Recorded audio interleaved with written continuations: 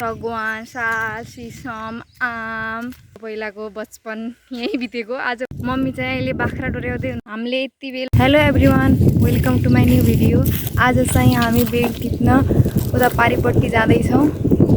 Mummy चाहिँ अहिले बाख्रा डोर्याउँदै हुनुहुन्छ। यो यतापट्टिको चाहिँ हाम्रो खेत, अनि यहाँ एउटा खोलो छ। यो भन्दा यता हाम्रै जमिन हो। यहाँ चाहिँ पुरा नर्सरी जस्तै छ। नर्सरी त हैन, अब यहाँ यो चाहिँ हाम्रो पहिलाको घर थियो हाम्रो यहाँ चाहिँ।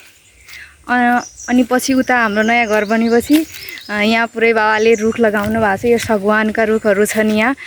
यहाँ लगभग धेरै किसिमका रुख छन्।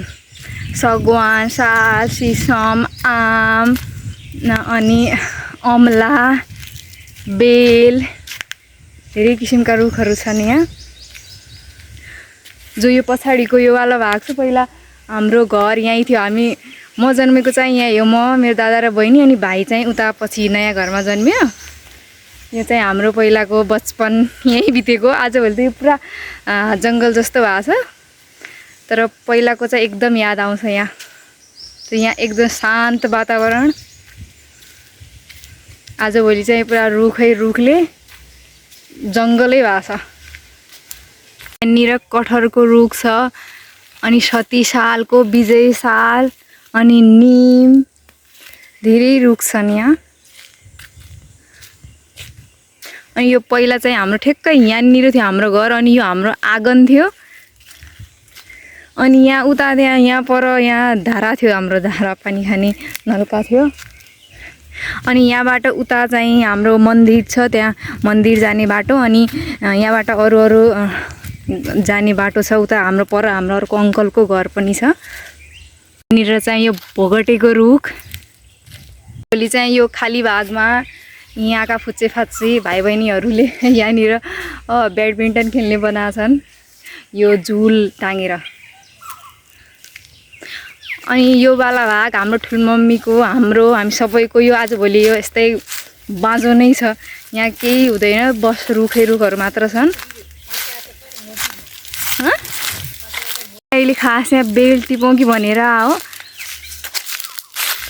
यो चाहिँ बाबु टिप्दैछ, तर हामी टिपी त सक्ने होइन सायद, धेरै माथि छन्।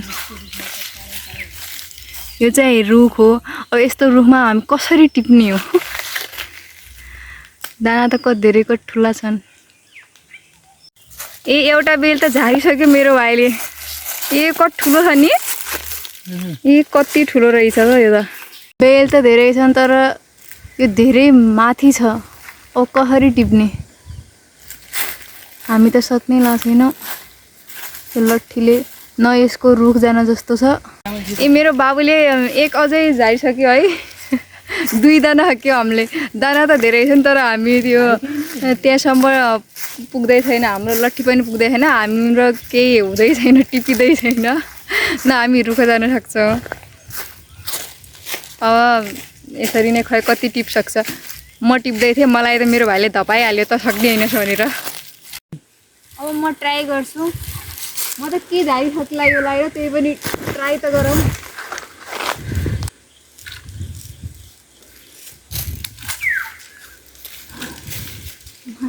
म त सकेँ कि त्यहाँतिर मिस्टेक भइहाल्यो हल्का।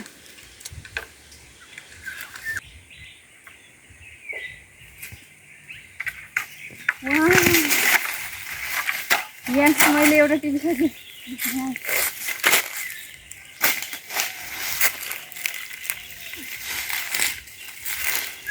अनि मैले पनि एक त गरेँ।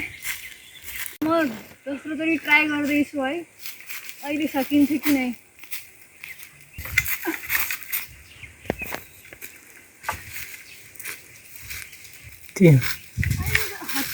बाउ पनि भरपुर ट्राईमा छ बेल टिप्नको लागि।